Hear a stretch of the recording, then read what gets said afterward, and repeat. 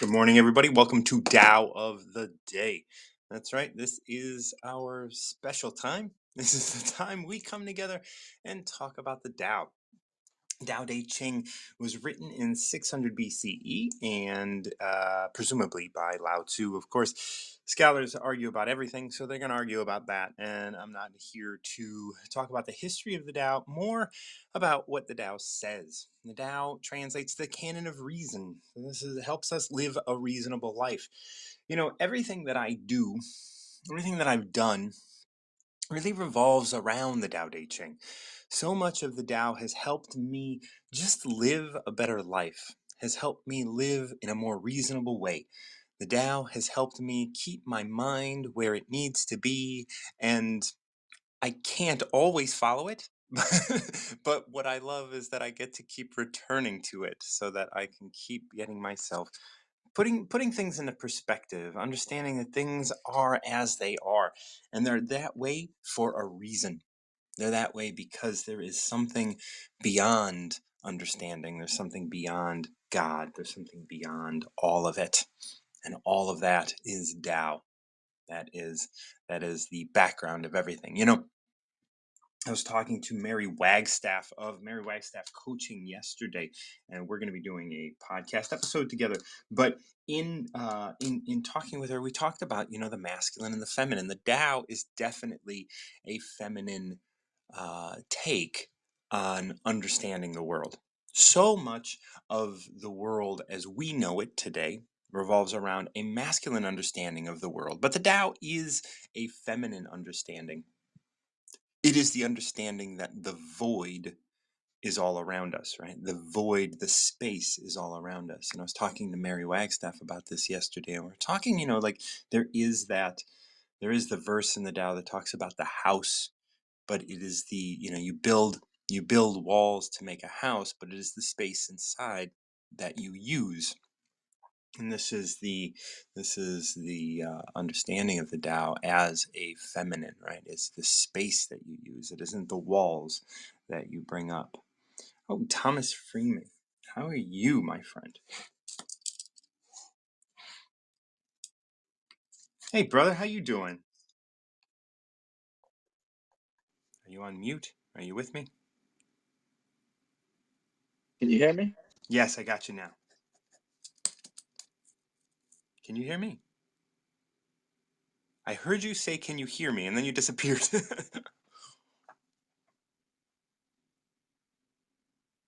Okay. I Oh, had I to got go you off now. my Wi-Fi. Oh, okay. Yeah, that happens. Yeah. You're getting the Wi-Fi and all sorts of stuff. How you doing, man? Man, I'm blessed, man. It's Wednesday morning and I saw that you just come on and I was hoping to be the first dial calling of the day. You are the first Tao of the day, my friend. You are the first Tao of the day. I just want to say thank you so much for bringing me on to your program, and that was a really great interaction that I think we all had. Um, I hope my presence was felt. It was. And I mean you highlighted the some of the points that I really wanted to highlight. So these are the reasons why I like to bring on guests, because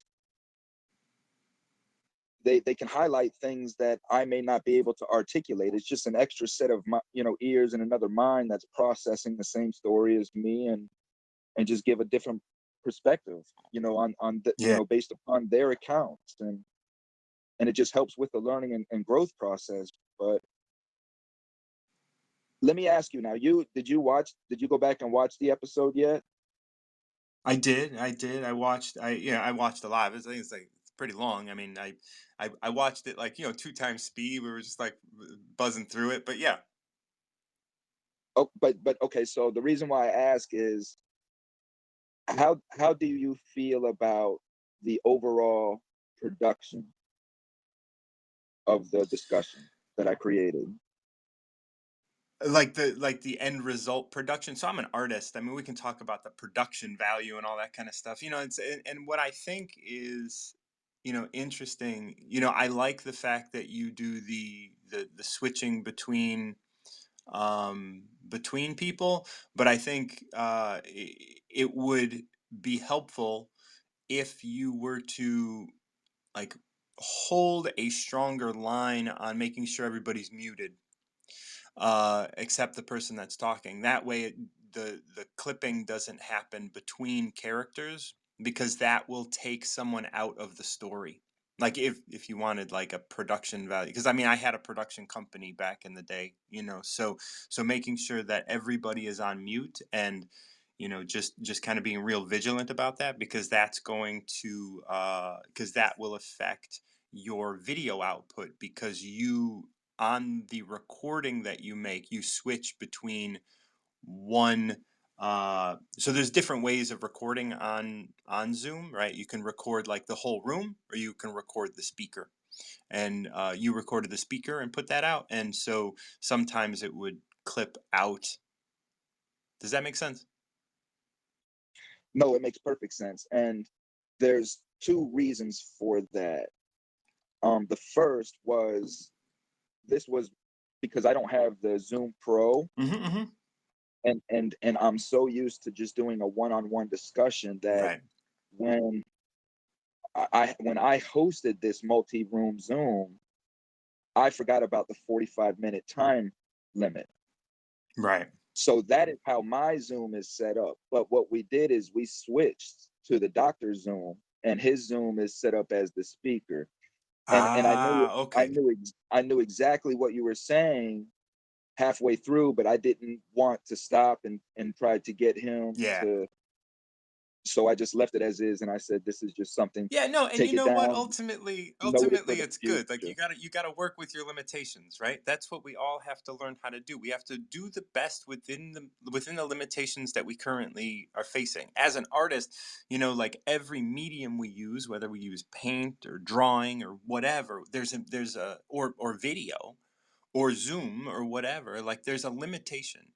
Now, the more you work within that limitation, the better you get at not not getting around the limitations, but working within them, right? It is very much this idea of like surrendering to the limitations rather than trying to make a sculpture with a pencil and paper. You make your drawing instead, right? Like, and and it's like you work within the limitations of the medium that you're working with, and that really only comes with experience and actually doing it, and like knowing the limitations. You might not even know the limitations of the medium that you're working with until you've worked with it for a long time. And I think that brings us back to the Tao, right? Like, so at the core of all of us is Tao, in which is the void that receives everything. And when we start to look at like, well, how do we work with this? Well, we have to practice. It's funny, I was just talking yesterday about receiving, and it being something that we need to practice doing. Receiving not only criticism, but we have to receive love, and we have to receive opportunity, and we have to receive attention, and we have to receive ideas. And I think that, like all of that kind of stuff is tied up in this. Yeah. And well, the reason why I was asking about this is because they were unhappy, and they were unhappy with specifically the thumbnail. I don't know if you Oh, paid too much yeah, I saw the attention to the thumbnail. thumbnail. No, I did, So I yeah. want to get your opinion on that. But they were unhappy with the thumbnail, and I got this long text from the quiet sister that was on the Zoom, Mm-hmm. and she said that I was trying to make Jay look like a demon, like he was in hell or something, Mm, and the blood red lettering, "I yeah. killed my best friend," gave it, like it was a malicious intent on his part, and the whole thumbnail just made it look like I wasn't even there to help Jabe, that it was, that I was just Yeah. doing it for likes and subscribes, and that they felt completely betrayed and disregarded. Wow. Well, I can say I can see that. I can see how somebody would think that. I can see how somebody would feel that way. Like that's not, I don't think that's out of the realm of possibility. I mean, we can be offended by anything, you know, and yes, you did use I killed, right? That is that, you know, like even though it wasn't intentional, that is what happened, right? So you're not wrong. And then there's the other aspect of like they are you know, like they're invested, like this is their family, you know. And there is so much that can get misconstrued, like you're touching on some very very sensitive subjects, right? You're touching on some very very sensitive things to some people who are very close to it. And you know, and I'm not trying to say that you weren't insensitive. What I'm saying is that just doing that means that people are going to have feelings, and those feelings oftentimes, especially if there is any sort of arrested development. And if I were to, you know, be candid, I mean, there was, you know, when I was like, even when I was talking, like one of the points that I wanted to make was that, hey, your experience is yours and it's valid and it's here. And you don't have to have pity, or you don't have to like sit here and be ashamed.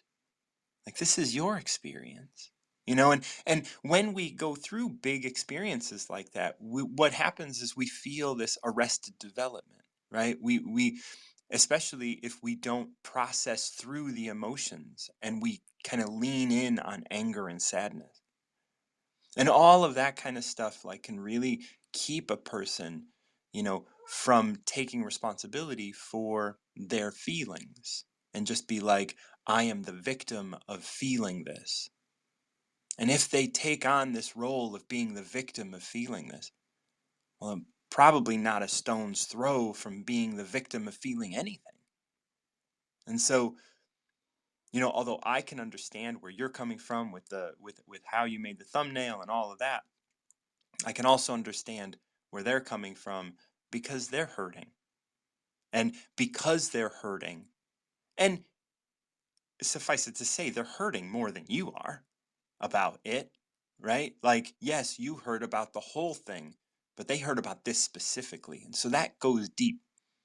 And when that goes deep, they can find other ways of continuing to be the victim of things.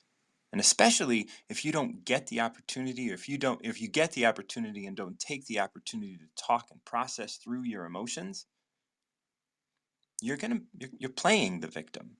And so it's not surprising that the person that sent you it was the one that didn't speak.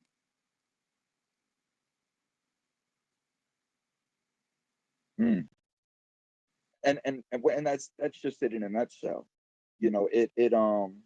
My response was, of course, letting them know that I felt respected about their approach, and accusing me of being about likes and subscribes, and being false in what I do, because what it tells me is that people that haven't even researched who I am or my show or any of the other shows prior to only what they needed and wanted, right? Right. Which, again, I'm a big advocate, like, who you're dealing with. You have to understand who you're coming to because of circumstances like this. But however, like I told them, I understand that but you also have to So Thomas, you're breaking he up a did bunch. kill I his don't best. know. What I did don't know was if very, there's very reckless, you're breaking and it up a goes lot. on. I don't know if you can It, it, it All right. That's better. That's a lot better. Yeah, yeah. Hold on, let me adjust. Is that better? Can you? Okay. So it was just in the sense of just understanding that he did kill his best friend. What he did was extremely egregious and Yeah. reckless, and happens several people understand that. And even though that he has rehabilitated himself, we cannot lose the sight that there was a victim in this. You know, and to the facts. Now, a lot of what I did was shock value, no question. But you speak to brother like I'm portraying him to be in hell. But if you was to go ask hell, Mm. that I'm but it is value or click value because unfortunately, this is what brings the viewers Yeah. in. But I have 2 minutes left. Moving on to the Dow. Thank you so much for that right there. I just wanted to share that with Yeah, well, you I'm glad and you get your did. perspective. But today is Powerball, partner.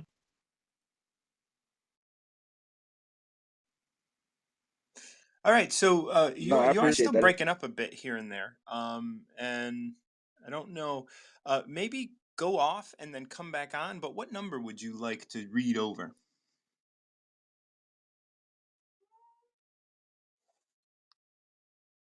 All right, let's see if we can bring Thomas back up, and then yeah, get a better connection.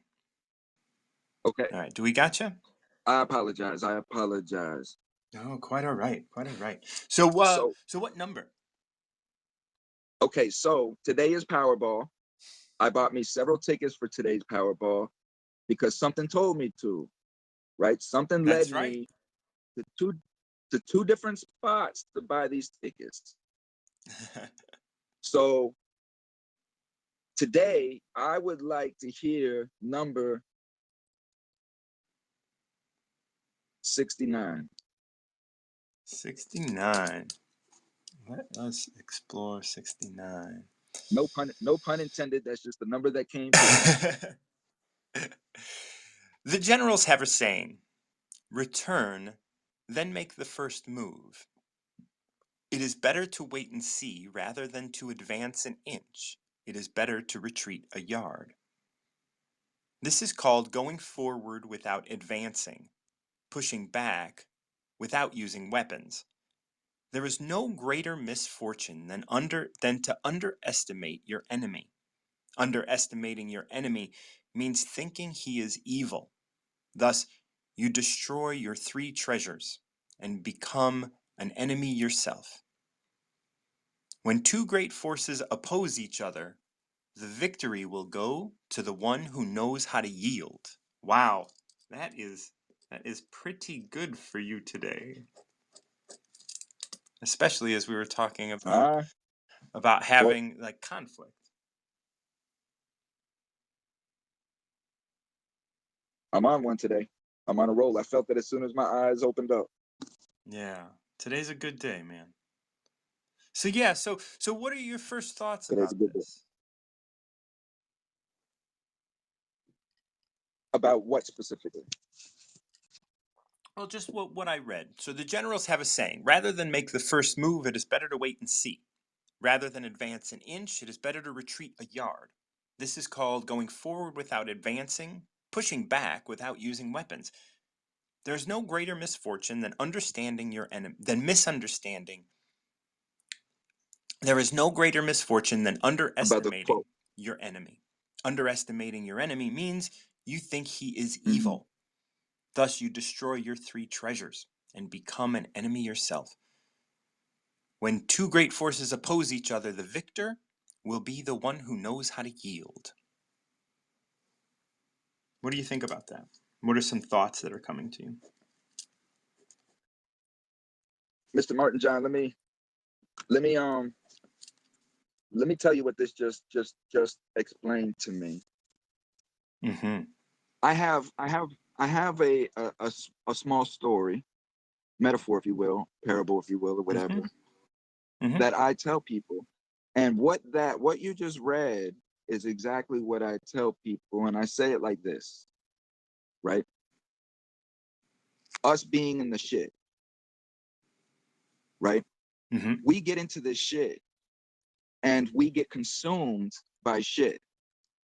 And if we're not conscious in our third eye or in our bird's eye view, we're not conscious of how we got into that shit, we become consumed by it and we don't know which way to go, right? We don't know which Hmm. way to go, and we get consumed. We give up.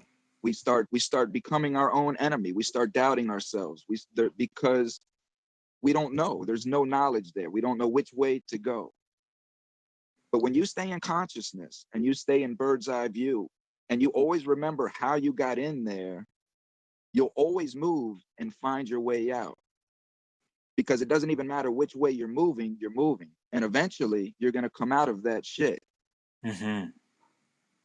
And when you come out of that shit, people are going to see you and they're going to point at you and they're going to say, there goes a person that's covered in shit. What a horrible looking person. He smells, he's disgusting, but it won't even bother you because you understand why you're covered in shit and what you went through,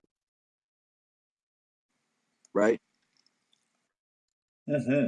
What you just read, what you just read is everything that we need to understand about self, and know that everything outside of our skin is the barrier to everything outside, and everything outside of that skin is put in place to test us in every position and to defeat us and to crush us.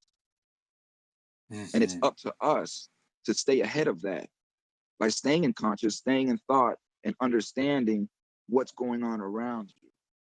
That is the only way that you can defeat your enemy, and that is the only way that you can stay two steps ahead, by not allowing yourself to become emotional because you're surrounded by shit and start panicking, but to know what your enemy is by Right. understanding how you got into the shit and how to defeat your enemy by knowing that you have to continuously stay moving in a direction. Yeah, I That's all I love got, that. Like partner. this idea, like this, this one starts. The generals say, and what's the general really? Like you in your life. You're the general of your life. Like you're the general of the cells of your body, the consciousness that you carry. Rather than make the first move, it is better to wait and see. Rather than advance an inch, it is better to retreat a yard. Like it's better to wait and see than to advance on your enemy. See what they're doing. Wait and see. Wait and see. Maybe you don't have to do That's right. anything. Maybe, but you're gonna keep moving, of course. And where does patience come from, Mr. Martin John? I think you are looking for a specific answer, and I don't know what that is. Well, it just comes from Yeah, consciousness. It just comes that's where from I was knowing. leaning. I was just kind of like, I don't know where you're going with that. But yeah. We know that emotions is reactive. Right. Right. So it's making sure it's staying in tune. Going back to our story about the people, Mm-hmm.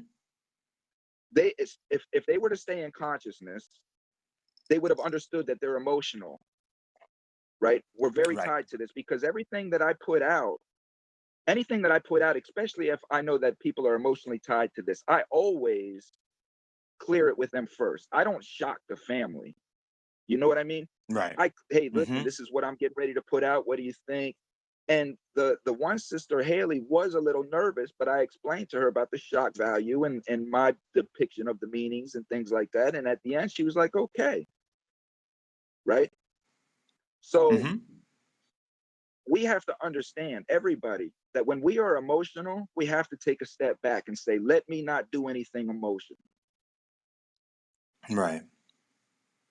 Let me plan, because I am emotional. Why am I emotional? Well, I'm emotional because I'm tied to this. I didn't like the picture, but he explained to me the picture. Let's Right. just wait and see what happens Right. before we start attacking out of the gate, People love that though. People love that attack. because they lead an Yeah, yeah, emotional yeah. life. Because they live, like, and we all do. We all do. Like I was, I fall for it. I fall for it all the time. And like it's great to get a reminder. I got a reminder this morning. Hey, just do you, man.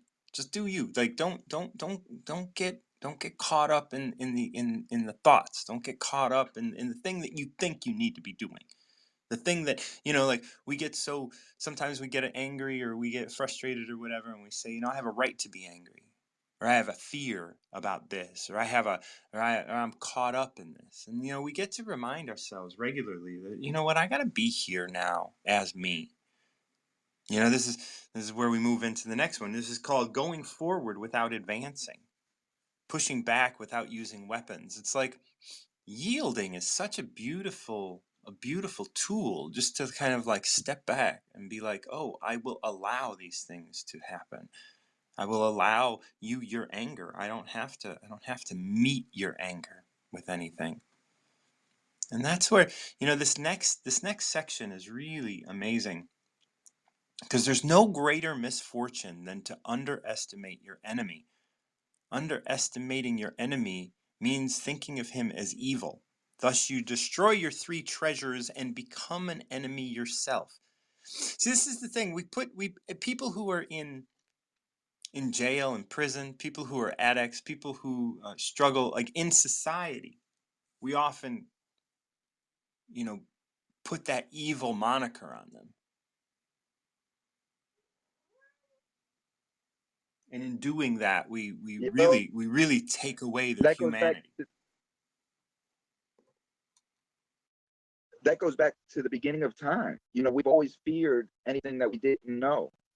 And Right. and what we feared, we struck as evil, and we wanted to eliminate it and destroy it, eradicate it from the earth, so we didn't have to fear it anymore. Right. And then, yeah, 'cause we just get rid of it. But the thing is when we put so much focus on that, all we do is help it continue to grow within us, because that's where it exists. The evil exists within us, and we have to be able to, and that's why we see it outside of ourselves. And so we try and get rid of the manifestation of the evil, but who's manifesting it? Me, because it exists within us. Right. If holiness I mean, exists within us, then evil exists within us. that's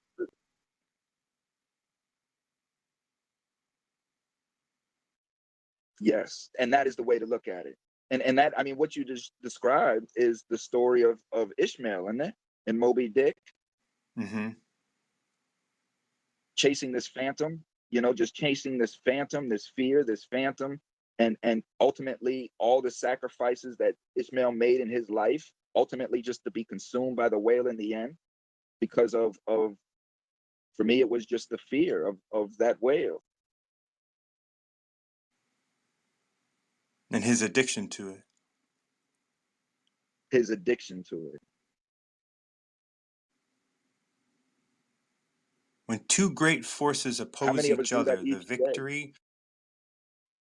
Yeah, yeah. We just follow this thing, and we don't see it as ours. As it's within us. It is that thing within us that is trying to, you know, get our attention. And if we can't sit quietly and watch it and just be like, hey, what are you doing in my life? And we're never gonna know who we are. We're always gonna want to make that first move. We're gonna want to advance that inch rather than retreat. And we're always gonna like push ourselves onto the things that, we want to control. But we can't control things, and we're reminded that all the time. And as this one wraps up, we see this line: when Amen. two great forces oppose each other, you and I, or you and the people that you're talking to, or and the the two great forces oppose each other, the victory will go to the one who knows how to yield, who knows how to allow, who knows how to wait and see, who knows how to retreat that yard. That's right. And speaking to that in context of today in the singular person, we understand that there are entities out there that is trying to drive fear into us because it causes exactly what you just described. How is that fear in place? Well, we turn on the news and we hear about Putin and these nuclear missiles and all of this stuff, right? And we start to worry about that. But do I have control over that? Do I know Putin personally? Do I even know that Putin has nuclear missiles? It's just these people are telling me that. Mm, But yet I'll direct my life in that fear constantly. You know what I mean? And it's those types of entities that are placing that fear in us that we leave our house every day constrained by this fear that we don't even know exists. exactly. Exactly. Yeah. And here we are making the first move. Here we are advancing that inch just because we can force our way forward that inch. Although it's better to wait and see, it's better to retreat a yard than to advance an inch. It's better to wait and see than make the first move. As soon as we hear something, we're on it. And that's the same thing with clickbait. It's the same thing with everything. Like everything we turn to, all the things that we turn to is like, well, you know, this is the way things are. But sometimes it's like, how do I like that I am agreeing to that? Do I like that I'm doing that for me? That's important about the thumbnails, and things like that, because we get upset. We see a thumbnail with a man decapitated, and we're like, oh, I want to see what that looks like. And then you click on it, and it's nothing. It never shows the man decapitated, and you actually get mad over that. You miss the message, but you get mad over the fact that, oh man, I just got clickbaited. But Mr. Martin John, I'm gonna leave you with No. this, man, and great talk, man. And connect with me so we can come on the show, do your show, and talk about Yeah. the Hmm. recovery aspect. Yeah, I'll be reaching out to you today. I'll shoot you a text and we'll find out a time to chat. Thank you so much, Thomas. I appreciate it. Yeah, Thomas is going to be on. We're gonna talk about the possibility of Thomas being on the Recover Yourself podcast. We're going to be talking about different sorts of things. Like it's great to be here on Wisdom and connect with different people that work with recovery, that work with the prisons, that work with all sorts of stuff. Because like we're all out here doing our work. We're all out here making it work for us. And the thing is I wanna be able to, do my work, do my good work. And I really appreciate all the reminders that I get to continue doing my work. As I was mentioning earlier today, it's wonderful to be me, and I am awesome. And sometimes I think I have to be something else, or I have to be more than I am. But the thing is I am perfect as I am. And that's something that we all have to remember. And I think when we can remember that, then we won't want to advance an inch. We can retreat that yard and know that this is here. This is here for me because this is mine. I can't fuck up what's mine. I'm not going to miss what's mine. And the thing is this is my experience. My experience is reminding me of this right now. And sometimes I gotta be able to dip back into my dark retreat and go dark and remember that like that which is within, and that which I am experiencing out here is just a manifestation of that. And so it's great to be triggered. It's great to know what we're stepping into, but it's also great to allow that. It's also great to remember that we can wait and see. The Tao is such a beautiful message for everybody. The Tao is such a great way of remembering who you are. And sometimes, when we don't recall. Sometimes when we don't remember that we are connected to all of that. We think that we're separate, and because we're separate, we go out there and we get confused about what it is that's going on. But enough of that. Does anybody have a number between 1 and 81 that they want to step up and share with me? I would love to read the Tao with you. And yeah, Thomas came on. We read 69. 69 is not a number that we cover too often, so I'm really glad that we got to cover it. And I think because it's a it's a sexual position that people kind of shy away from utilizing 69. I think I've only read it like once or twice before. So if anybody else has a number, want to step up and share the Tao with me, I would be happy to host you, and we can have a conversation. I'm going to go ahead and pick 17 for myself, and we get more mass. Oop, oop, oop, oop, oop. Oh, Dr. M.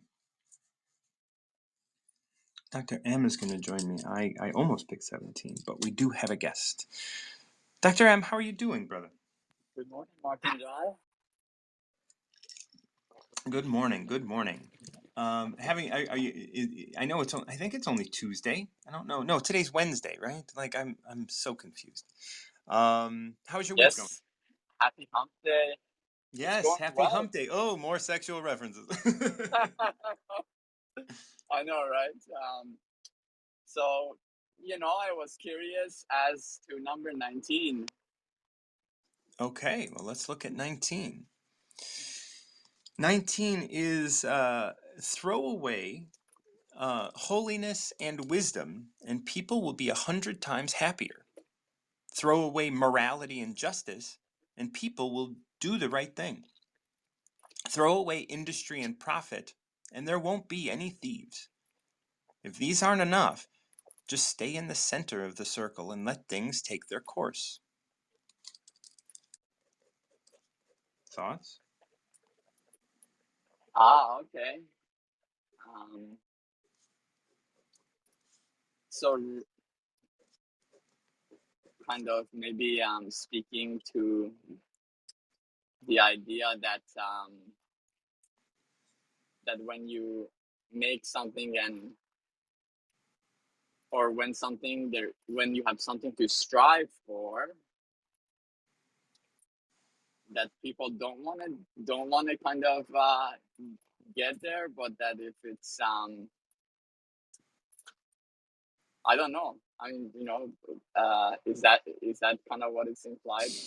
How Well, about you enlighten me on this one? It sounds to me it sounds to me like it's saying that when you make something a goal, or if it's not a goal, then people will will be that way. But then when you tell them to be that way, that they won't be. But yeah, so I see it that way. Like, and like that's like very well put, right? If you tell people, like, if you describe what it looks like to be good, people will do those things until they find loopholes in how you described it. uh, Then they will, like, not be good because you forced them to be good in a certain way, and because they were following these rules, all of a sudden they were like, well, there's loopholes here, we can work within the loopholes. And I don't know about like all this, like all of this stuff, and loopholes are the way that we kind of, like, when we're told what to do, it's just like, like when I was a kid and they were like, oh, like, Martin's touching me, because I was touching my sister maybe or whatever. I mean, not in a lewd way or anything, just like, in the back seat of a car or whatever, just kind of like poking at her or whatever. And then you get to that point, she's like, don't touch your sister. But then, you get to that, you take your finger and you put it right next to her face and you're saying, like, I'm not touching you. You're not being good, but the rule is don't touch your sister. You're not, oh, you know what I'm saying? Like, and so right, here right. we look at these, so we have these three, this starts with Mm, these three things: throw away holiness and wisdom, throw away morality and justice, throw away industry and profit. So we'll start with holiness and wisdom. Holiness and wisdom, like, that's like, holiness is, what is holiness, right? If you can describe it. And what is wisdom? If you can describe it, all of a sudden, like, you're putting it in a box. You're trying to encompass some idea of holiness rather than being holy, rather than being wise, which doesn't really have a definition. right. So if you throw away holiness and wisdom, people will be 100 times happier.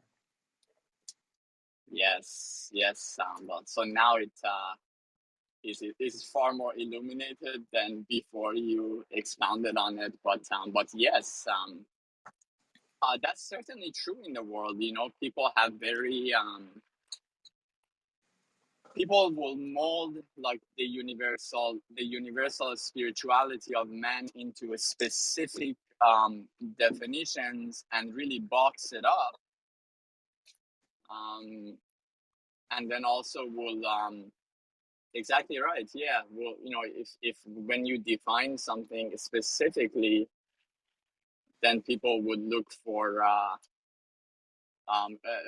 ways in which a person might not fit that particular definition of it. Um, yeah, I mean, in Persian, there is a saying like, don't be dry holy, meaning like there is a holiness that's not genuine holiness. Mm-hmm. and that makes sense that that would be, like even just a particular way of worshiping, let's say. Yeah.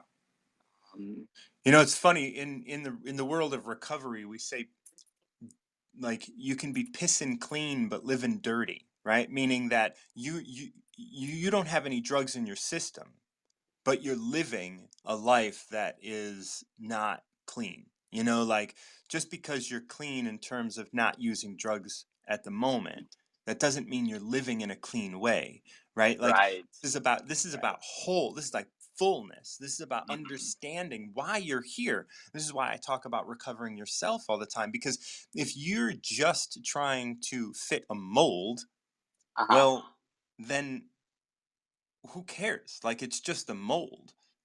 Like this is Right. just how we've described it. Like you can be a good citizen without Hmm. contributing to society or your neighbors at all, right? Like you just fly under the radar, just not do anything, like anything worthwhile. But um like this is where this idea of throw away holiness and wisdom, like stop trying to be like, oh, do you go to church, do you believe this, do you believe that, are you a holy Uh-huh. person, or did you go to school, or can you have like high-minded conversations, can you do all of these things? And it's like none of those things really mean you're holy or wise. Right, They don't right. actually mean that. Right? You could Yes. look holy, you could look Hmm. wise, but then you have something that people need to try and aspire to. And I think we get caught up in trying to aspire to be something and not feeling worthy in the end. Yes. Right.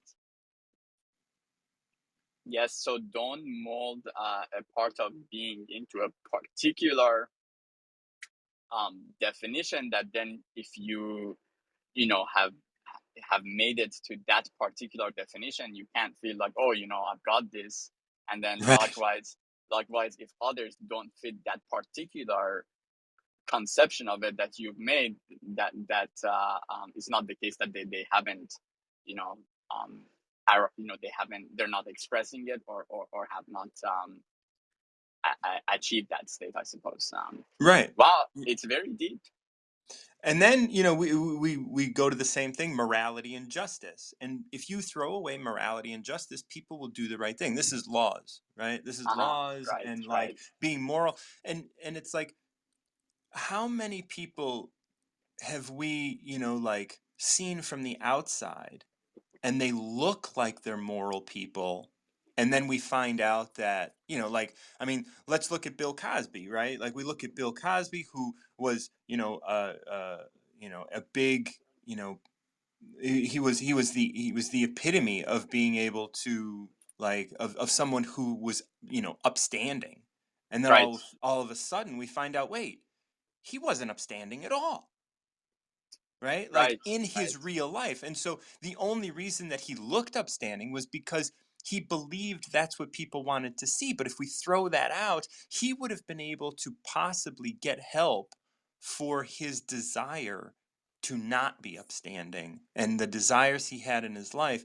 If we were able to get rid of the definition of morality, he might have been able to face his pain rather than hide it. right, right. So if he didn't, if he yeah, and also on our part, if we didn't compare him to a particular mold of what we consider to be Then he wouldn't moral, have to uphold it. he wouldn't have to uphold it. Right, right. Yes, yes. And that would give him freedom to express himself. And when I say express himself, like he's not going to abuse more people, because the only reason he's abusing people is because he has to hide his hurt.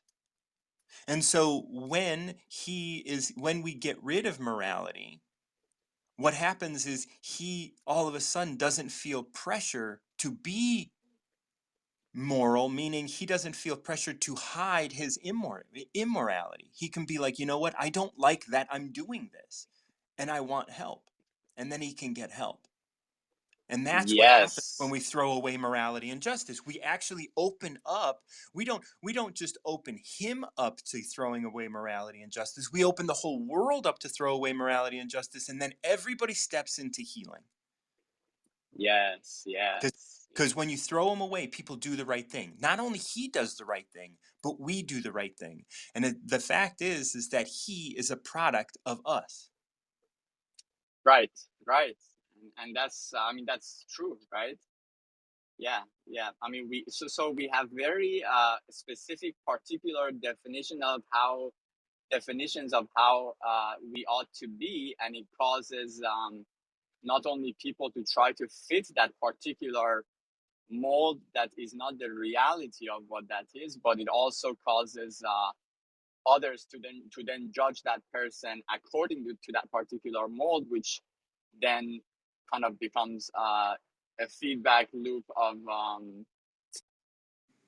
causing us to be in a particular definition rather than to just be in that, in terms of that virtue, let's say. Yeah. That's a feedback loop of dysfunction. Yes, right, right. And then we have throwaway industry and profit, and there won't be any thieves. And when we think of thieves, we think of the individual thief, but industry and profit are full of thieves, right? Like if we look at the world, like that is where the thieves are sometimes the Yes. CEOs of the industry, the CEOs of the most profitable companies out there. Those are the thieves because Right, but if we right. throw away industry and profit, and if we threw away industry and profit, like what would happen to Jeff Bezos? Like wouldn't if we threw away the idea that he could profit doing anything, he would do what would be right. He would work for the benefit of all people. Same thing with Elon Musk. He wouldn't try and get what's his because there wouldn't be any industry or profit to profit from. So he would just contribute to doing for everybody. And some people might argue that he does. I don't know, but either way, like everybody would be working for the common good because there'd be no profit. There'd be nothing that you can profit from. So you would just follow your heart and you would just be here in this space for everybody. Mm, right, right. And Yes. continue. Yeah. No, I was just thinking that yes, we cause ourselves all sorts of problems by trying to define um, certain, universal paths to be a certain way, and yeah, it is it limits us. It limits us, and it causes what we talked about, which is a person thinking that they got it. Let's say just because on paper the Right. CEO is not stealing, because we have defined stealing to only be a certain way, it causes a person to be stealing greatly, and so long as it's not legally stealing, then that's fine. Right. Loopholes Yeah, every. loopholes. Right, right, right, right. Yeah, and So I mean, yeah, we see that all over too, right? I mean, we have like with taxes, yeah, I mean, we see that yeah. it, Go ahead, go ahead. yeah, and this one just wraps up. If these three aren't enough, just stay in the center of the circle and let all things take their course. It's not it's difficult for us in this world to get rid of all of these things that we have centered the world upon. But if we can, just stay in the center of the circle, just kind of like observe, Yes, take it all yes. in. Things will take their course. Right. Yes. Deep wisdom. Thank you so much for joining me, Dr. M. Thank you for having me. Good morning, and Absolutely. catch you again soon. I'm sure I'll continue to listen. Thank you. Wonderful. Yeah. Oh, that was so nice to chat with Dr. M. Um, Graciela, you're next. Usually Dr. Rao has a point to make. He just came on, and I want to bring him on and My guess is he'd be brief because he doesn't pick a number. But it was probably a topic that I was talking about with Dr. M. So I want to bring Dr. Rao up just to make a point, and then we'll get to Graciela. Dr. Rao, how are you, my friend? Hi, Martin. Sorry we could not talk last night. Oh, I got a message from Cecilia that we're going to do it next week, and I'm looking Yeah, forward to it. yeah, I kind of put in a message to them to tell me I went to the help center. I could not find an answer there. So I kind of, sent a message to them. They haven't answered back yet, Ah, I well, don't know. I was we, waiting we just 5 minutes before. allow it to happen. No big deal. No, 5 minutes before I was there, I was waiting. Nobody showed up. I said, "What is this?" So many wanted to come, and then I could figure you two are the ones who sent me messages. Other people said they will come later on. So that's fine. What I wanted to say, with what we are talking about, is there's a symbolism I kind of presented a couple of days ago. I think you will like it, Martin. Hmm.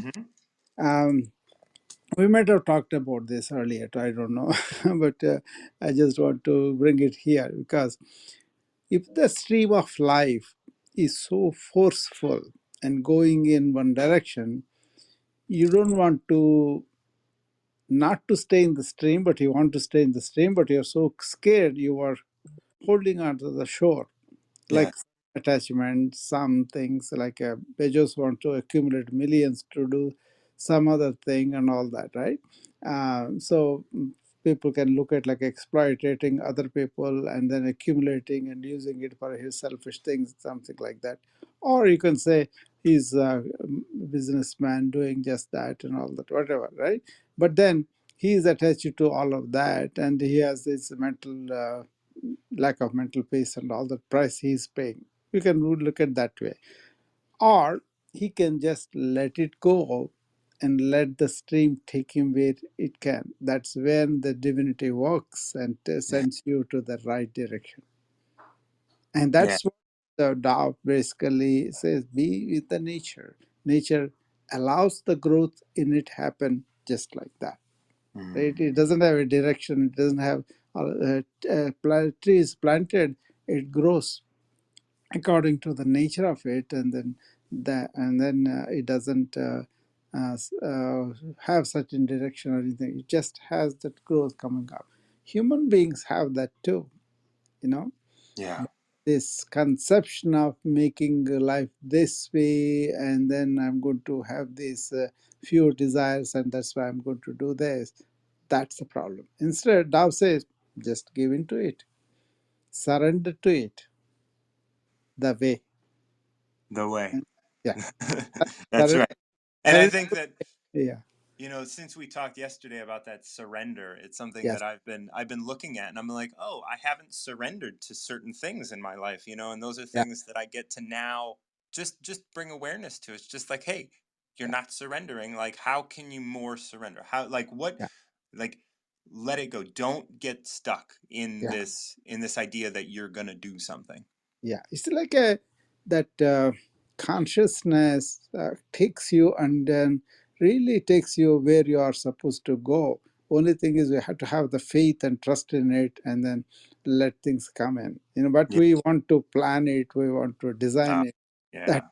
that's when the stream. And over the last couple of days I got caught doing that, and it's been Yeah, great to just be aware of that. Just yeah, once again, like, just to have it reminded, yeah, have me get reminded, nope, nope, this is just your ego trying to step in and create. And it's like, it's being created. There's yeah, yeah. nothing you have to do. You can't create it anyway. Yeah, it is already has a plan. But when That's I right. heard that, I was kind of bowled over because we were always thinking we were so good at planning, so good at executing, so good at making things happen and all that, right? For me, that was like kind of shock. What Yeah. then it came up where the will and the destiny collide, where they are really in union is what I understood, and then that was very peaceful. And then you can do whatever comes your way with complete involvement. And then today I got a mnemonic. I'm going to tell you. I see the ADM plant is in front of my clinic in the Iowa when I had the clinic in Iowa, but I moved it to Illinois, right? At the big clinic I had, I sold it off. And that clinic used to be in front of this plant, ADM plant. There's a big plant in this area and a lot of employment, right? So I thought ADM, yes, those are the four mnemonics I said. This is for spiritualization of our daily life. How can you do everything that you do in life spiritualized? That means action, devotion, meditation, and self inquiry. Action for the karma yoga, no agency, no fruits, just do because you think that is all serving the Lord. Okay, in the sense, everything is manifestations of God, and you are serving. For suppose I take care of patients, or suppose I talk to friends here. Anything is like a service, action as service, right? Mm-hmm. And then devotional in the sense you have love for that creation, which is like a God and all that. So that kind of love really takes away other desires. And then meditation, obviously, you want to be stationed in your real self. And then inquiry is the way to go about it. How do you like that? Is that too silly? No, I think that's beautiful. I'm writing it down now, and I'm gonna Yeah, kind of sit with it today, and I'm gonna just like, yeah, I do. I love that. I think yeah, all of those things are really important, right? Like, yeah, and yeah. that inquiry is really, it's. Very important. Yeah, I'm gonna that be is where doing. I think that's where people miss me because inquiry and inviting people to inquire. Yeah. Not we stating something and then they take it because we don't consider ourselves the masters that we are reading about, right? Right. Uh, but we can kind of tend to that where they say, "Oh, I am the knower, knowing one, and you are not know." That's not it. If we can inquire together, who exempted in this? J. Krishnamurti. He always said, let us explore together. Yes. Not like I'm going to tell you and you listen, even though we would listen for such a bring, but he would say, no, don't do that. Right. Explore with me. Then you will have inquiry with yourself. Right. And I think like all of that, like when you have inquiry, Yeah, both of yourself and others, and yeah, it's part of the cycle, like that will yeah, give you foundation for both action and meditation, and yeah. then the devotion comes out of the Yeah. passion that you have through the inquiry. Yeah. The thing is, the Tuesday meetings, I named them satsang because that's what they did in those satsangs. Sat Ah, means good people, association. They're associating to inquire into the truth, not according to them, but into the truth. right. Yeah. And Because that's what we are going to do because I may select a topic according to people what they want to talk about, but then but the whole thing is going to be exploration into. Actually, I think you should read this book, Exploration into Insight. okay. Way back 1985 or so, where I said that, and then this was not about giving you something, it's more like uh, inviting you to inculcate in that kind of activity.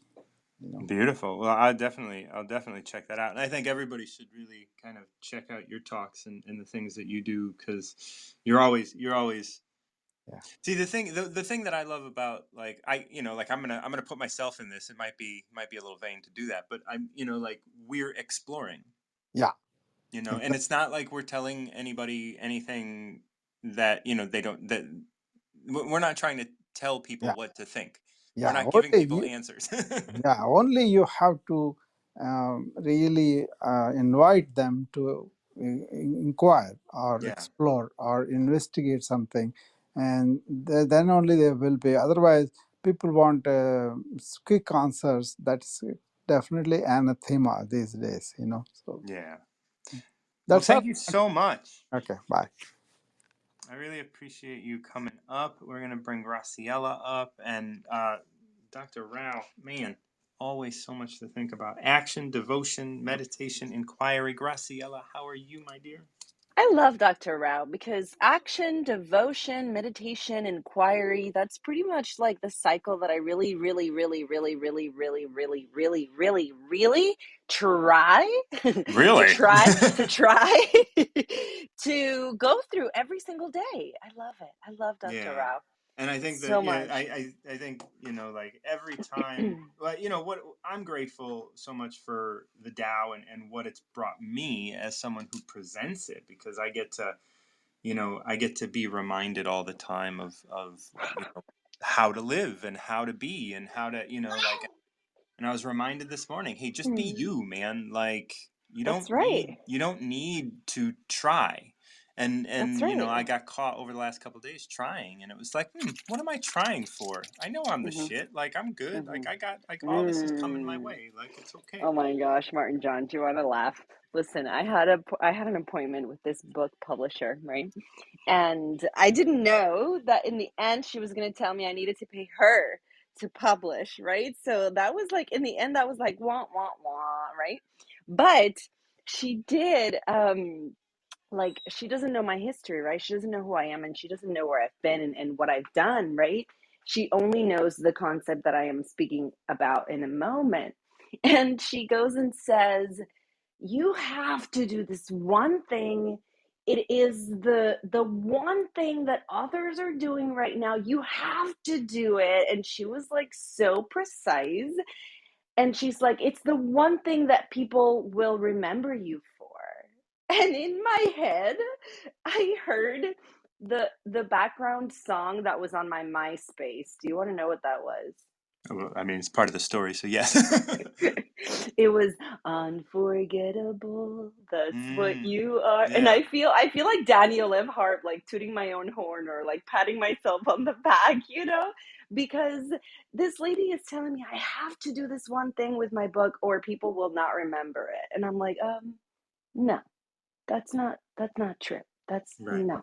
I don't think this is going to work, lady. I don't think this is a match. But anyway, thank you for being here, Martin John. Good morning. Oh. How are you? I am doing very well. Always Oh, putting myself in check, always trying to grow, always trying to put myself into a mm, better position, and today mm. is no exception to that. I am super excited to continue being me. And that Yay. has been my lesson yesterday and today, and like Yeah. just really learning what that means is a journey in and of itself. So Yes. Martin John, you are unforgettable. I That's can't tell what you. you are. I can't tell Yeah, you how amazing it is that you said that, because like one of the things I dealt with in the dark retreat is that fear that's of being right. forgotten. And I and know. and I do and that's my trying. It's like, I don't want you to forget me, and so I need to hmm try. And it's like, hmm no, I'll never forget you. And you hmm never hmm tried. And it's like, it just makes me want to cry. But I'm a Oh, Cancer, so but happy tears, right? You won't. yeah. You're gonna hold them deep inside, Deep. deep, deep, Actually, there's deep. one. But no, Okay, so do you have a number so for I do have a number for you, and it is the number 3 because today is Elijah's birthday. Oh my God. Today is I Elijah's know birthday, and my guess is he's 3. he is 3, and yesterday Happy was my birth! birthday, but I didn't want to I hear the know. Tao for I was, myself. because something came, like I saw your post, but I was like, is this an old post? And so I just want to say happy birthday to both Thank of you. you. Yes, thank you so Wow. much. What Yes, is what is your sign? What are you guys? What's we're your sign? both Tauruses. Tauruses. hmm Wow, my mom's a Taurus. Her birthday's on Mm. the 10th. I guess I should have known that. We're late enough in the month. I should have put that together. But okay, number 3. Mhm, mhm. Let me see. I'm gonna use a different translation, because let me see Dun if we dun can. Dun dun. dun Is it dun. dreadful? We can change the number if No, it's no, no. dreadful. If you toss compliments around freely, people will waste time trying to impress you. If you give things too much value, you're gonna get ripped off. If you fulfill people's desires, you'll only leave them dissatisfied. Mhm. The master leads by clearing the crap out of people's heads and opening their hearts. He lowers their aspirations and makes them suck in their guts.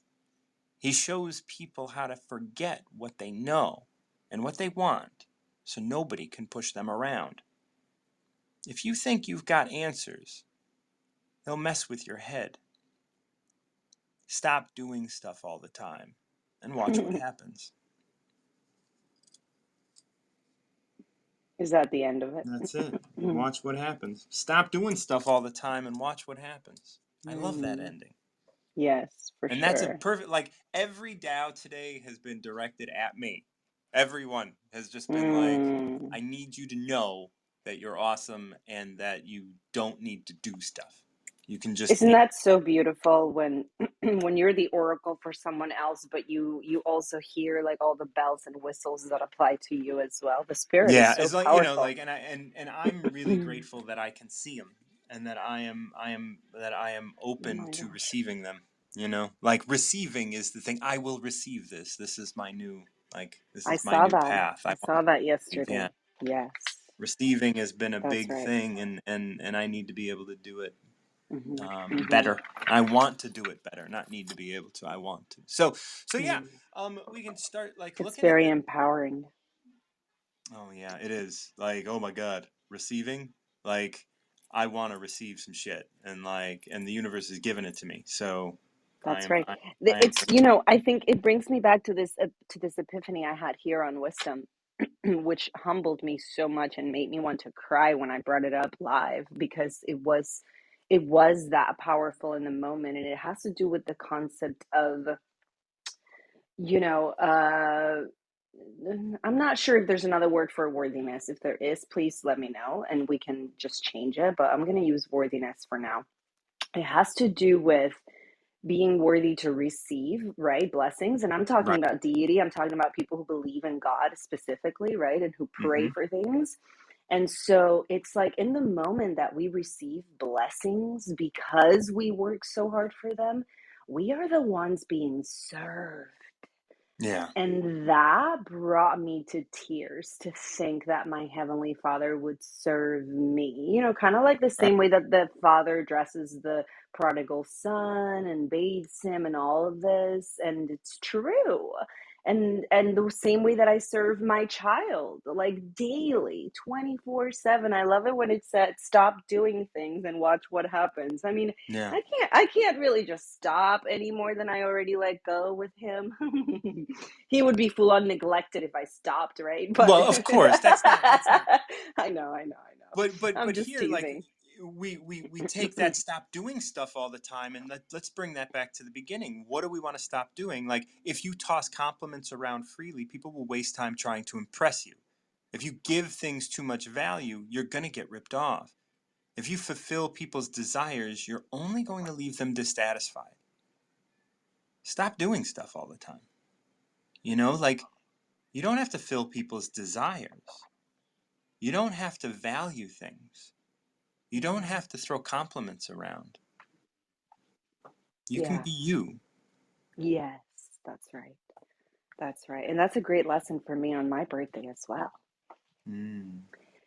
Yesterday, I just wanted to focus on my own little dynamic with the or.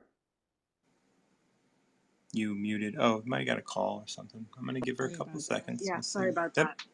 I got a No, phone good. call, but she won't call again Yeah. because she knows what's up. But I'll call her back. It's my baby sister. But anyway, yeah, this is a great lesson. Thank you so much, Martin John. And Absolutely. Absolutely. I'll be around today. We're getting ready to go to the petting zoo again. Nice. And then Saturday we're gonna have an actual ocean themed party because we're gonna go to SeaWorld. Oh, So wonderful. Big yay! birthday weekend. It is a big birthday weekend. Well, I mean, yeah, because his birthday falls on the day of the week. Like today, his dad is working. He can't hang out, Yeah. you know what I mean? Yeah. So I'm gonna But go there to the will be petting cake and zoo. presents, I'm assuming. On Saturday, that's right. Oh, No all cake. on Saturday. Oh That's man, right. that's Yeah, that's yeah. that's strict.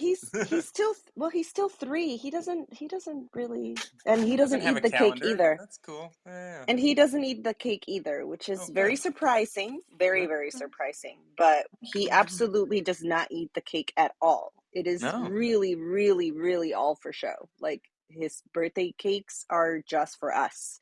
We no, eat the that's cake. yeah, that's Yeah, a it's very impressive. He will not even be interested. He did do it when he was 1, and he destroyed it, and he tried it, and he nibbled on it, and never again has he had a piece of cake ever. and He's very that's picky. yeah, good on him. Yeah, it's good to know Yeah, what you that's want. right. Yeah, exactly. And so I didn't have cake either because I'm gluten free. So Well, you know for what? my birthday we don't do anything either. We're just gonna go to dinner on Friday. Well, I think that'll be beautiful. Yes, it It's will be dinner with other adults and without yeah. Elijah. Oh, Yay! what? Yeah. The highlight of adulthood, going out without the child. Yay. Yes, I am sure that is that. Yeah. Well, Yes. So thank you so thank you much for so coming. much, Martin John. We'll be Absolutely, in touch. Bye. absolutely. Have a We great day. shall be. All right, we're gonna bring Deborah Barsha on. It's been so long since we've chatted. I know you've been doing a lot of talks with your mom recently. How are you doing? Hello, Martin. It's so great to talk to you. It's I've so missed you. great. I saw How, you, and I have missed you too. I said I'm getting online. I'm getting online. how's So everything like? I know you got shows, you're doing things with your mom on here a lot. Like how are you doing? I have COVID. Isn't that pleasant? Oh, I don't Um, know, is it? but well, here's the thing. I take, as you know, everything as a lesson. And Yeah. so I'm turning this around in a way that I'm observing myself in a very meditative way and seeing that losing the sense of taste and smell is very interesting. It's a very, very, very interesting thing. Yeah. Uh, I'm starting to really see objectively when I have cravings that they're about the taste, not the actual eating of the food. Right. Yeah. So I'm like, if you bite into something, you always, if you have an eating problem, then you say to yourself, when you bite into something, usually, oh, I shouldn't be eating this. Now there's no sense of that. Nothing. Right. Okay. It takes away all the guilt. It also makes you acutely aware of whether you really are hungry or not. Yeah. I mean, there are real revelations and enlightenment to be had out of any situation. This, for me, is losing smell and taste is very, very revealing. And I'm Yeah. going to take this back with me when my smell and taste comes back to remember this because it's really revealing as to whether I'm really hungry or not. Or does my mouth want to crunch? Or does my mouth want to just. Right. I'm serious. This is a I real agree. revelation. Like one of the things I talk to my clients about is asking that question, like, do you like that you're doing this?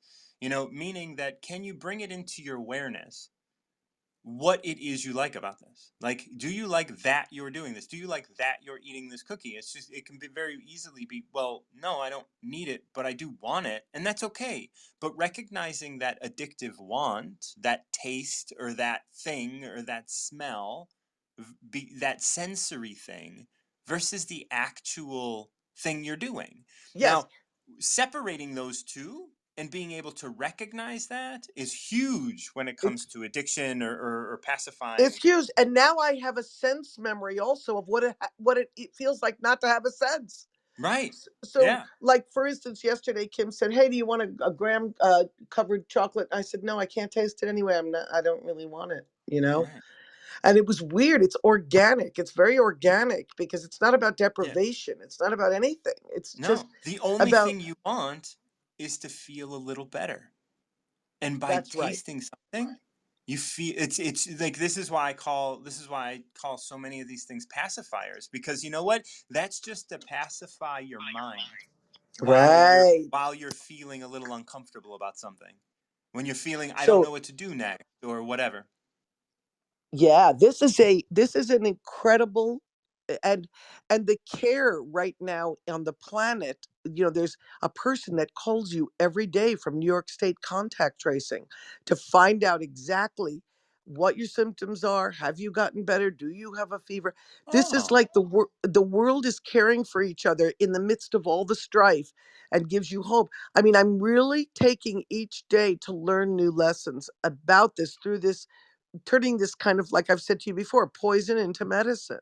yeah, Because absolutely. yeah, because I really am, I'm just observing, because I can't do anything else, you Right. know?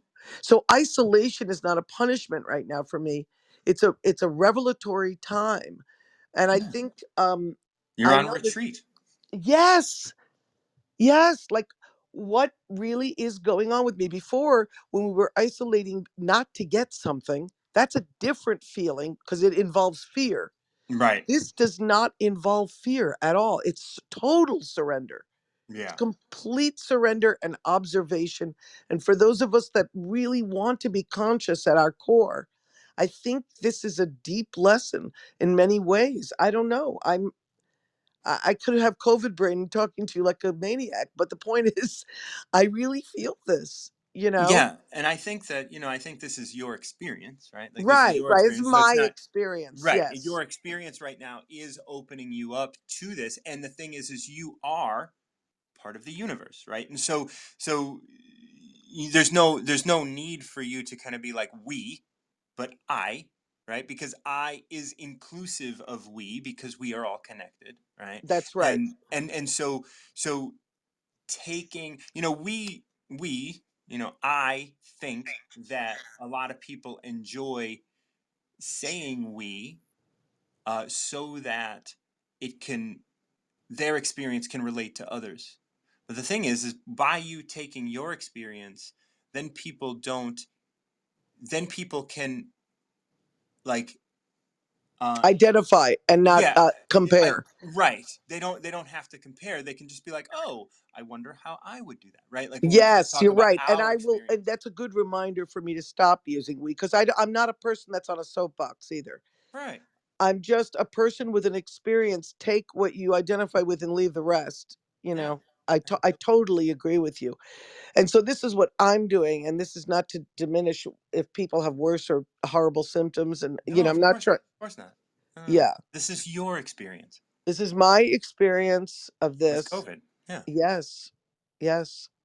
So let's find a number and see how it all I, relates. I was chanting earlier and the number 27 came up.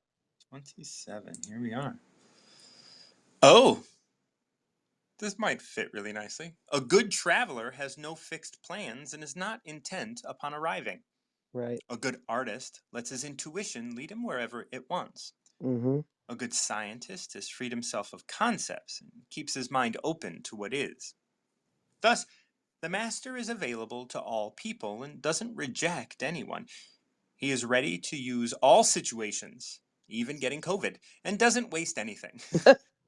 This is called embodying the light. Mm-hmm. What is a good man but a bad man's teacher? What is a bad man but a good man's job? If you don't understand this, you will get lost, however intelligent you are. It's the great secret.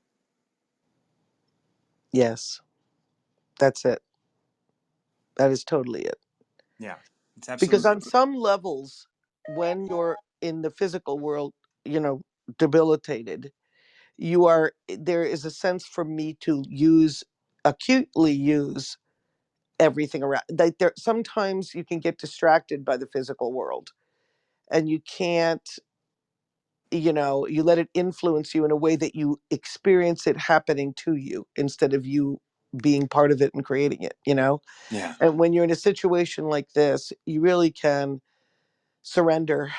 You really can surrender. I mean, in a way that's like Dr. Rao. I was listening to what he was saying, yeah, you know, yeah. It's and hard not to. Man, yeah, and I was listening to you listen to him, yeah. which was really interesting.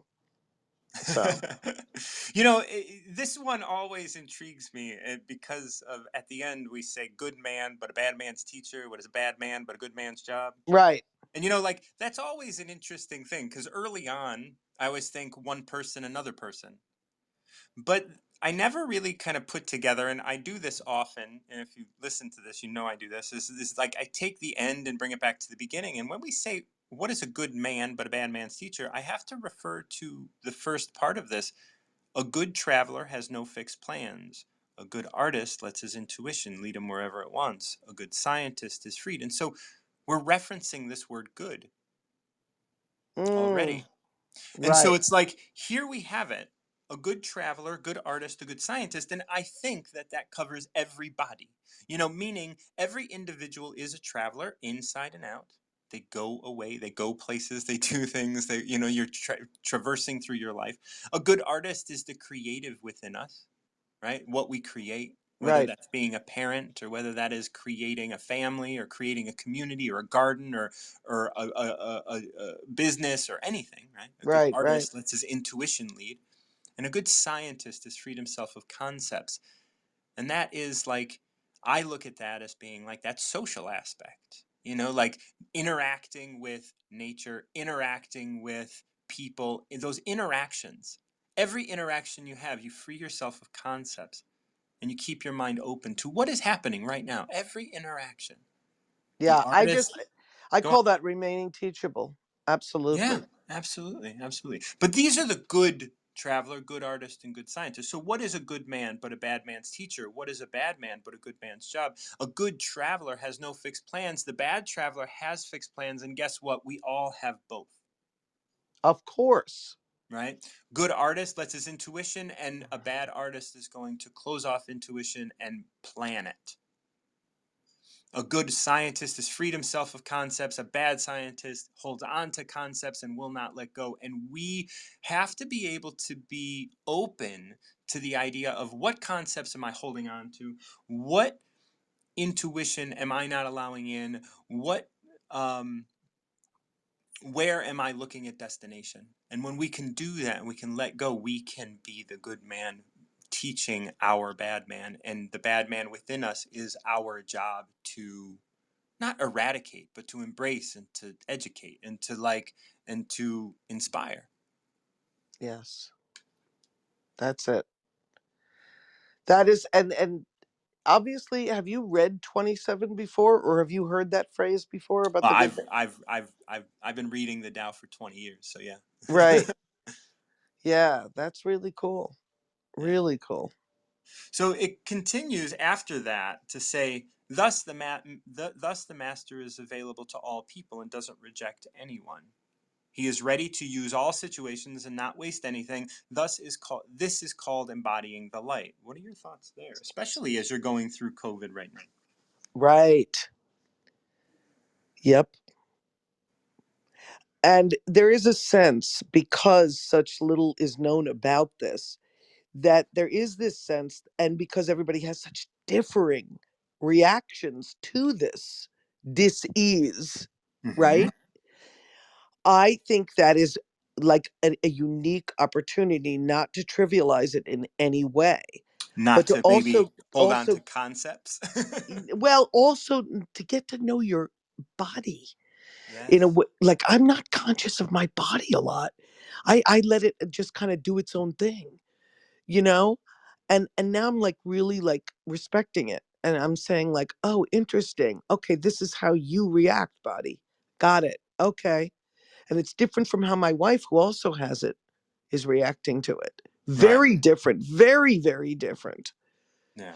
So I don't know. That's where I am at today, and I appreciate you reading all that, because I missed you. I've missed a lot of things No. lately. So I wanna bring this back. Like, we're talking about you having COVID and kind of embracing the situation and observing it. yes, So you're not intent upon just arriving. You're not intent upon, like, you want it to go away, but you're letting it take its course, right. right? So you're being a good traveler in that sense, right? You're allowing yourself to just be observant and Mm-hmm. not make, like, so in that sense, you're being a good scientist. You're freeing yourself of the concepts that everyone is giving you, and you're not living in fear, and you keep your mind open to what is. And can I say one other thing I'm doing? Yeah. For instance, I just had a cup of coffee. Let me explain what my incredible brain does. I think I'm tasting it because I remember what coffee tastes like. So my brain is trying to fill in the rest of it. Or not even my brain, my consciousness, my spiritual consciousness saying, I know what coffee tastes like.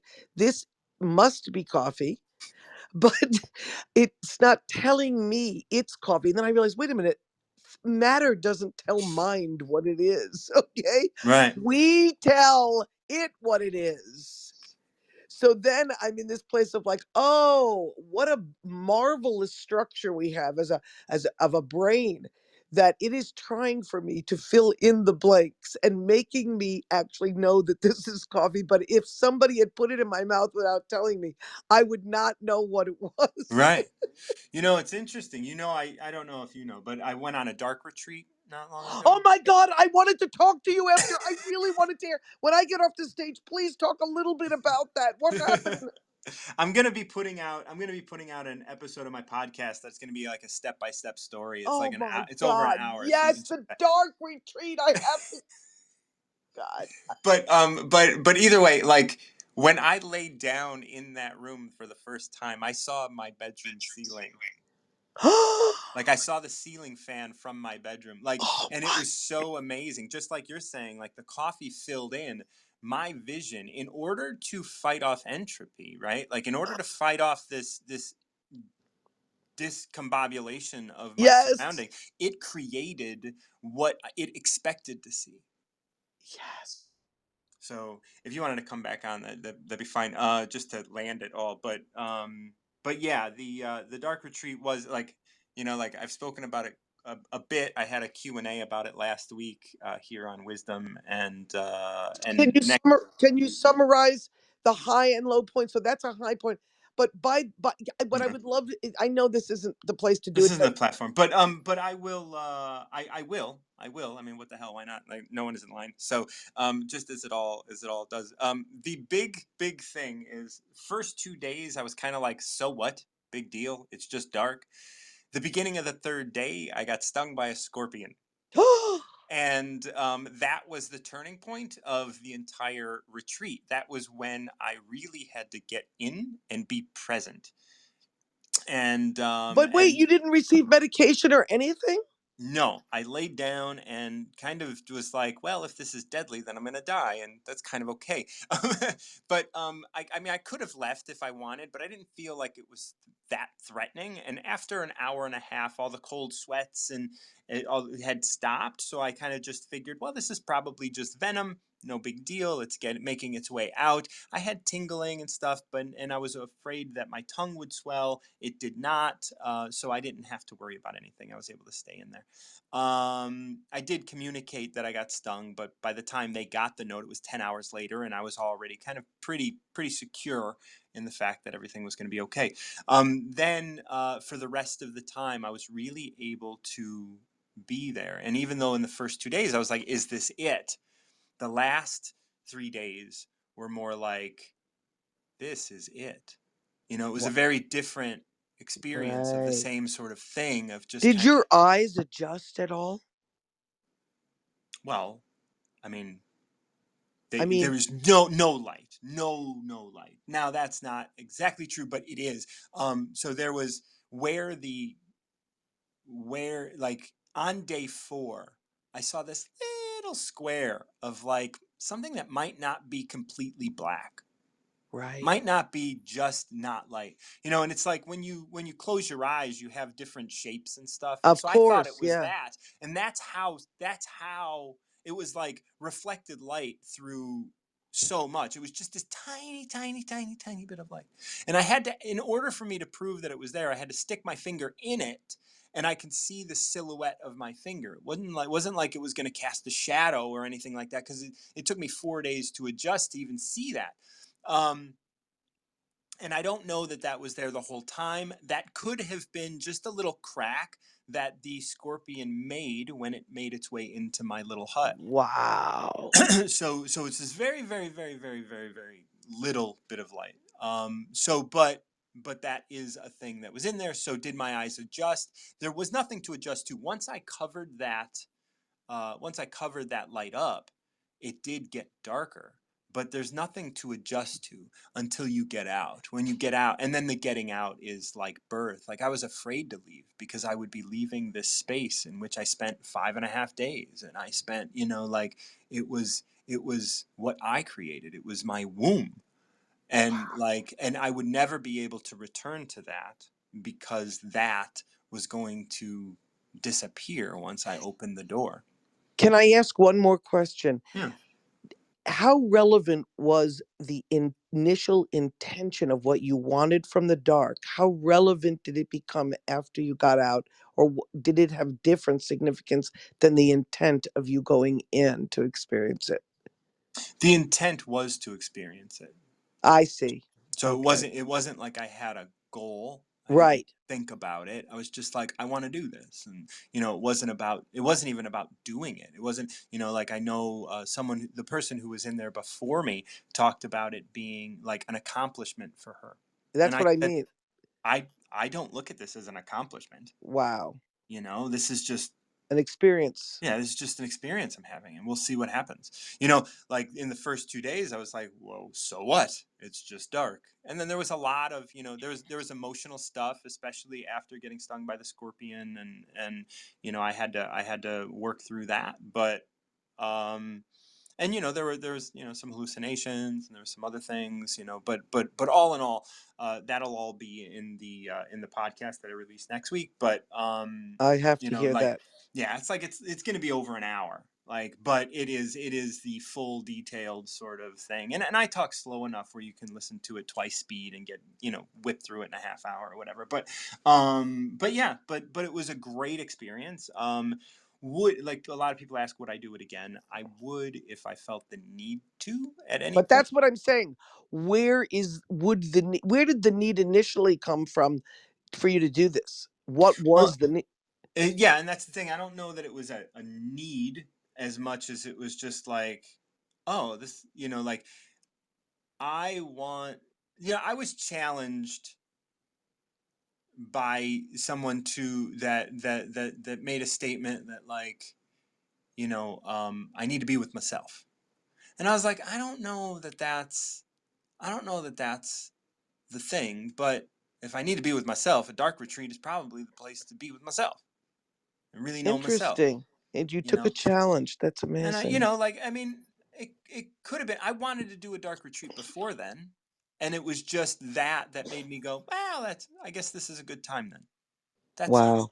That's and great. really it was only like 6 months before that kind of gauntlet was thrown down. Let's say I was, I was like, oh, dark retreat. Yeah, I would do that. And then I just kind of like let it go. And then, I just love that it appealed to you. And I love that I am such a creature of sight that I don't know if I could do it. well, let me just let you know that, like, you're currently experiencing a dark retreat with your taste and your smell. That's right. I'm having a dark retreat with my taste. That's right. Yeah. Well, that's true. Like, I was able to taste and I was able to smell. Right. I just wasn't able to see. Right. Yeah. So I mean, you're experiencing, like, when you told me about that, I was just like, oh yeah, this is very similar to what I went through. Yeah. Like you get to focus on the other thing. That's right. You're You know. absolutely right. Oh my gosh, you are so right. I am so glad you updated me on that. I was so curious. Yeah. And this goes back to this 27. A good traveler has no fixed plans and is not intent upon arriving. Like, it's not like I went to the dark retreat in order to accomplish anything. Like, and it's Right. not like you're getting COVID and, like, and you're just going to be a victim of COVID. You're not. There is no destination. You're just taking it as it comes Right. at the And moment, at least. and as I say, and I know this has become such an issue with people, but I don't feel a sense of fear because of the vaccinations. And I know people don't believe in vaccinations, and I respect that. But before, if I would have got this, who knows if I would have been so mindful. I mean, Yeah. really, seriously, Yeah. so And you don't know. And the uh, thing is that it doesn't matter because this is your experience. right. This is my experience. Right. Yep. And it has nothing to do with an experience that you didn't have. Just like if I went into that dark retreat and didn't get stung by the scorpion, well, that wasn't my experience. So there's no Right. reason to think about it as either being the victim of the scorpion or the center, or being the or what if, like, what if we were born with perfect parents? What if, and what does that mean? The perfect parents that we want now, that we've already had an experience with parents that we believe are not perfect, right? Like, so that's already tainted. Even before we can even get into the idea of what is perfect, we have defined what we want different from, right? So Right. it's always this thing of like, well, what is your experience? You got to drop this idea that there is an ideal Right. and this is yours, and what are you going to do with this? That's right. That's exactly right. Yeah. What is a good man but a bad man's teacher, Deborah? What is a bad man but a good man's job? This is our Right. But we are the good and bad man, like you Right, said. absolutely, absolutely, absolutely. And that's the thing, like when we step up and go, well, I wish my parents were different. Well, we're not appreciating our experience. We're not being the good person we're not being the good traveler with no fixed plans. We're not being the good artist who's allowing intuition to take place. We're not being the good scientist freeing ourselves of concepts. When we do that, we have a concept of what is perfect. But that Now, concept comes from our experience. now, when you talk in we terms like that, you're actually letting the Tao code come through you, right? You're not talking about we in the terms that you just said all those statements. Right. I'm talking about we as in like if we were to do this, and we do this, we Got do it. like we do this as like I know my goal is to not do that, right? So I don't want to, like, I embrace the experience that I'm having. Hmm. It took me a moment when I got stung by the scorpion, but it reminded me How did you this. know it was a scorpion, by the way? So I was meditating and I heard a rock fall from the ceiling, but that Right? rock turned out to be a scorpion. Well, the rock turned out to be something that stung me, Right. You right? never saw the I scorpion, never though. saw the scorpion. They even searched the room. I went into the bathroom and they were able to search the room while I stayed in the dark and stuff, and no scorpion was found. So maybe no scorpion existed, but I got stung. So I named the scorpion Schrodinger, just because Oh, you named the scorpion. That is so great. because like I don't know if it was there. Now, can a scorpion? I'm just going to ask a dumb Please, yeah. question. Can a scorpion stay around and sting again, or are Yes, they? yes. No, no, no. They can sting as So many he times as they want. never stung you again. They're not looking for me, and he may have made his way out. I don't know like how he would have because it was so dark in there, but and I don't know. I Wow. do believe that he was in there with me. I just take that as I took that as just yeah, he's here. That's fine. Is I had to like, and most of the time I was in there, I was naked, right? Like, so, and then I got dressed after I got stung and I kind of got through the cold sweats and stuff. But then an hour or so later, I was like, no, I can't live in fear of this. So I went ahead and got naked again, just to be like, nope, I'm here. And I started within a couple hours, I started groping around again rather than trying to be careful. I was like, no, if I get stung again, I know what that's like, so it's okay. We'll get stung, and that's okay. Wow, that really could help with a lot of fear stuff. Yeah, Yeah. yeah, yeah. So, but like, and here I am in the world now. I can see and I can interact and I can talk to people and I can do all of this stuff. And I'm finding that fear is still here. And so my goal is to constantly remind myself to go dark and to not try and hide and to just be here and be present. And this is where the good traveler, the good artist, the good scientist, this is where the bad man is the good man's job. And we have to make sure that I have to make sure that I am always putting that into a perspective of like, well, do I like that I'm doing this, and what direction do I want to take this? Right. Yes. I'm so glad you let me come up. That was really, really, really good. Yeah, and I do think you're on a dark retreat. I am on a dark taste retreat. That is Yeah, exactly right. Because I yeah, can't even have a sense of smell of myself. Like, right. you know what I mean? Like, and I even said, I wonder if I need a shower. Like the things like that, like that we Yeah, take for granted. It's like, wow, this is amazing. it is. It is. It's great like sensory deprivation is actually a really good exercise because like you said, like I actually tasted coffee, but I didn't. Just like I actually saw my ceiling fan, but I didn't. I actually saw a painting on the wall that wasn't even there because I couldn't even see the wall. Like I saw the room as bigger than it was because the room that I'm normally in is bigger than that was. So, all of those sorts of things, like your body creates those things and you can realize that like your memory, your mind, your brain Yes. doesn't take things in a neutral way. Right. And it's It's almost like, influence. yeah, like you have to glean all the things that memory gives us, but you also have to be open to like where you are in the moment. Right. It's You got to free very, yourself of concepts, right? You that's it. got to and allow intuition in and do all of the things that this 27 really is kind of pointing to. Yeah, and in my last 57 seconds, I have to tell Mm. you this for anybody that wonders.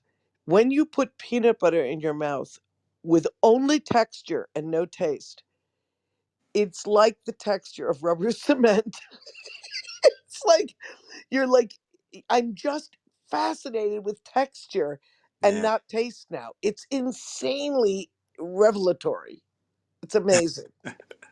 Anyway, I think that's hella insight. I think because I every now and then I'll take a spoonful of peanut butter and take a spoonful and imagine if it was just texture and no taste.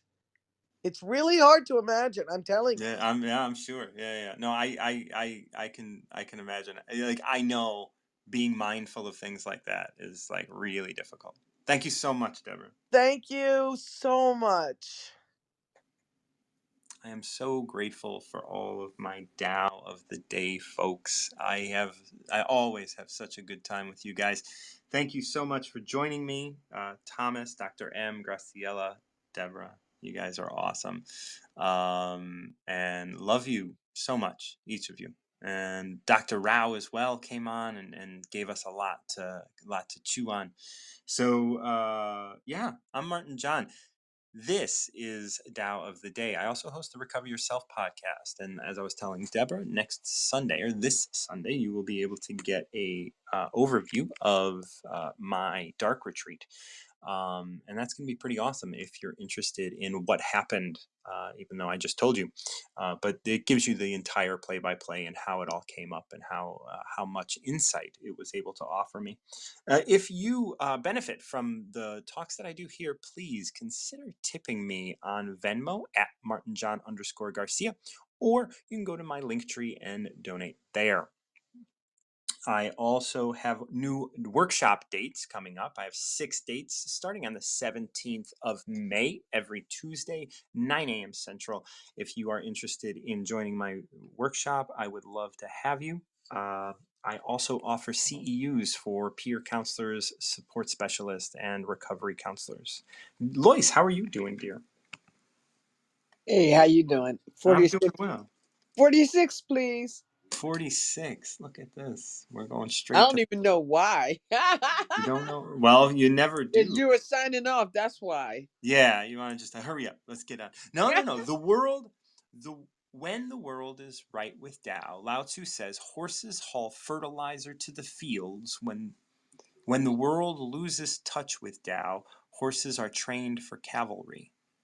Nothing is more insidious than possession. Nothing is more dangerous than desire. Nothing is more disastrous than greed. If you know when enough is enough, you will always have enough. That's it? That's it. I, Okay, you roll know, it back. Go roll it back one more time because I was give trying to me, write little notes down, and then yeah. I'm like, wait, it's over. Wait, go back. I, I'm gonna read because I like this one and we don't read it very often. I don't know why. So I'm gonna go back to Stephen Mitchell. Because Hogan uses Stephen Mitchell quite a bit. And so Stephen Mitchell is just clearer. When a country is in harmony with the Tao, the factories make trucks and tractors. When a country goes counter to the Tao, warheads are stockpiled outside of the city. Okay. Okay. Stop there. Okay. Mm-hmm. I heard when you're connected with the Tao, you're connected with the compassion because you're working with the fertilizer to till the fields and the tractors and stuff. But if you're not working with the Tao, you're going to be in all that masculine and that negative part of the energy, and there's going to be arguments and war and all that kind of stuff and disagreements. Yeah. Okay. And there's going to be strife, there's going to be Yeah. conflict of any kind. Even like, when I was talking to Deborah a little bit ago, she's got COVID, and like if she was in conflict with her symptoms, Mm-hmm. she would constantly be in disarray. And like I know I'm facing that as well, like with this idea of like if I'm in conflict with who I am and who I think I'm supposed to be, and I start to fall into the concept of what I think I'm supposed to be, then I'm in conflict and I go counter to the Tao. And that's something that, I'm facing right now, where it's like, like, no, no, no, no. When the country or the body is in harmony with the Tao, your body is light, and it's productive, and it moves forward with grace. And I'm telling you, every Tao I've read today has been telling me more and more that I just need to let go. Um, there is no greater illusion than fear, no greater Yeah. wrong than being prepared to defend yourself, no Mm-hmm. greater misfortune than having an enemy. Yes, I agree with all of that because Yeah, the thing is that if you're in a place of fear, you're expecting something terrible to happen, and you don't even have proof that something terrible is going to happen. So that means you're operating out of your old crap. that's And then, right. what was the next one? No greater wrong than preparing to defend yourself. Okay, that's that. I'm gonna save all my fucking money for a rainy day, and then if you save it for a rainy day, you're gonna get a rainy day because you saved it for a rainy day. Yeah. Okay, and what was the last one? No greater misfortune than having an enemy.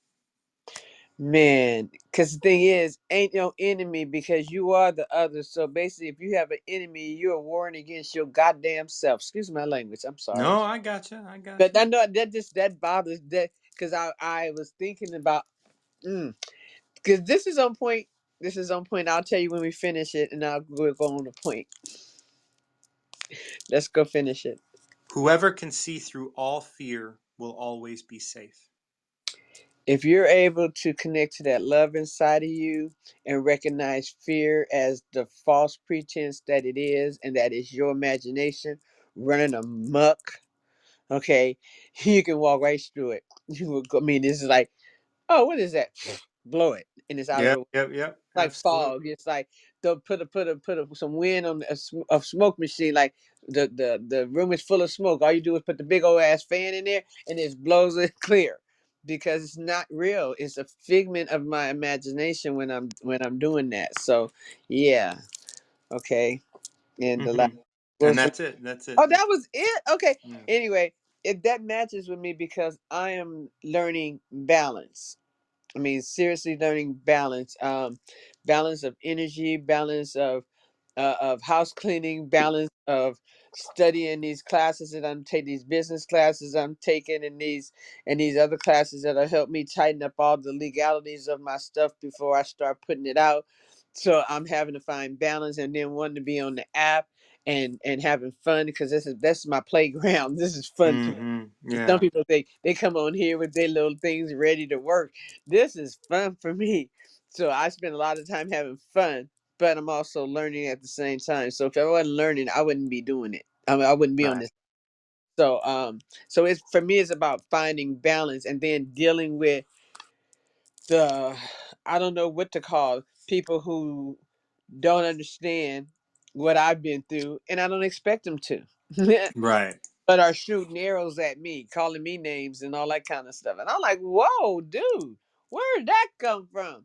But then I recognize I was judging me. That's because I'm trying to find that damn balance. See what I'm saying? Yeah, yeah, yeah, So yeah. I'm going to experience that until I can just continue standing firm in who I am, what I'm about, where I came from, and being true to me and that spirit of God that's in me, that the same spirit that made me survive all the shit, made me got me to where I am, where I don't have to work, getting me to a place where I'm actually doing what I love for free right now. But he's saying I have to monetize it. So Yeah. I mean, not necessarily, well, to do public speaking engagement. So Yeah, that's yeah. why he wasn't letting me do everything on this app. He's only telling me to join in, join in, join in. I'm like, can I do this one? I made the talk. I made the talk. Nope. All that was all of those talks that I've made, and it's like, godly, a lot of them. Man, that is so many. What do you call it? Podcasts. See, I ain't even used to all this either, because I don't even have the terminology, man. Okay. I just have I the, get that. so this is what I'm learning, and with this business, these classes I'm taking, these services I'm ordering, is to help me to get organized so that I can go ahead and produce my stuff, but then also have it copyrighted. Yeah, see, this is where it's like you're making Yes, trucks and tractors, yes, you're exactly, in and harmony with the Tao. You're yeah, making productive vehicles for, you to plant seeds. yes, exactly, and I want to Yeah. be able, because I was told I had to do it on a higher level than just as a therapist, and it has having private clients and all that kind of stuff. I, Yeah. I needed to bring it to the world, so I brought it here on this app, and this is my practice playground for what God is could bring me out of retirement to do. I thought I was done. You ain't never done, girl. You I ain't know I never done. ain't done, but No. yes, that this was wonderful because, like I said, it's consistent with my trying to find the balance with this studying and learning, and then learning. The balance is not learning, not doing what I do on this app. I got that. Right. Yeah. It's Because all this this is play. new stuff. Yeah. It's all this new stuff, and not being afraid of this new stuff. Just recognizing that, hey, this is another piece of knowledge I don't know. Hey, dig in just like you dug in with the rest of it. You didn't know nothing about nutrition until you dug in. You didn't know nothing about medicine until you dug in. You didn't know nothing about physiology, psychology, or any other ologies you studied before you dug in. So right now learning how the business laws and all this stuff to make sure I'm covered and seeing what kind of insurance I'm gonna need, and it's a lot. It's a lot. But I want you to remember that whoever can see through all fear will Hmm. always be safe. So it's not about defending. It's not about you're laying a lot of groundwork. There's Hmm. no greater illusion than fear, no greater wrong than preparing to defend yourself, no And greater that's fortune than and that having an and enemy. that's okay. Again, that's the part that gets me, because I'm like, why should I have to do copyrights? Why should I have to do this? Why should I have to do that? Can I just be and do this? And I'm hearing, no, this is the man's laws right That's here, fine, yeah. And and that's okay. Like, that's not defending yourself. That is doing what is bringing you joy, right? That's not coming through fear. no, It's it's not. Nothing inspired. coming through fear. This has been inspired. Right. Man, It's inspired inspired. to do it for long. Anyway, it's a different inspiration than it was when I was 9. 9 years old. It was so nobody would have to feel the pain I feel without somebody, which Right. is good. But that was out of fear. Yeah. Now is I feel so good right now. I don't want nobody to miss the taste of this. It's like you just gotta get a little taste, of this freedom, of this. I mean, gosh, I can't even explain it. That's why I'm like trying to write